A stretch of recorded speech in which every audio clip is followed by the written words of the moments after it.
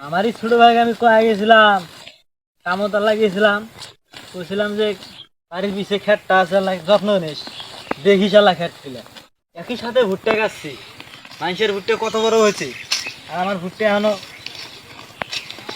পানি বিনা করে সার বিনা করে ইয়ে হয়ে যাওয়া লাগছে। আর এক দিয়ে বেড়ালাম দোকানত একটা পান নিয়ে আসবে, আর নাই গেল গাঁজা করবো না, গাঁজাই খাবার গেল না, কেরা জানে। ও ওই দেহ, ওই দেহ যায় যে আরে বসে আছে, তাই দেখে আর আজকে কি করে।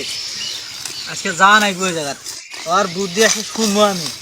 আজকে এই যে কাম বাদ দিয়া, কামই বাদ দিব আজকে, তাও আজকে ওরে ওরে যাবো, দেখি আমি কি করে। আজকে যাবো ওটাই আমি, আজকে যাবো, দেখি কি করে আমি আজকে।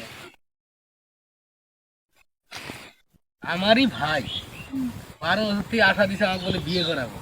বিয়ে করার কথা কয় যে ক্ষেতের ইয়ে কাম করায়, লমক করায়, কয় আজকে আসবো দেখবে তো। এখন মতো দেখতে আছে 12টা বছর কাটিয়ে গেল গা, এখন মতো বিয়ে করায় নাই কে। এই যে বিয়ে করে না দেখে তো ভাই গেছে কামও, আমি যে খেত দিয়ে রেখেছি, আমাদের খেত নিয়ে নিয়ে কোনো কিছুই নেই। এমন আর খেত ধান নামে যায় না, কি করে ওই খেতগুলো আমি ইয়ে করি, ওই খেতের ফসলগুলো বেঁচে আর বয়ে খেলে নেবো। আমার কি বিয়ে করার ইয়ে না, ইচ্ছা নেই নাকি? তোমার তো ভাইয়ের খালি অল্লই, তোমার তো কিছু বুঝে না। ওটাই তো, ওই জন্য তো আমি কাম করি না।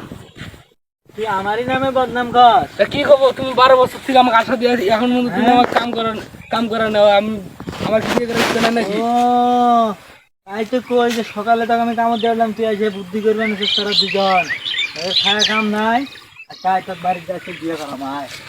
বিয়ে তো করবোই আমি আজকে।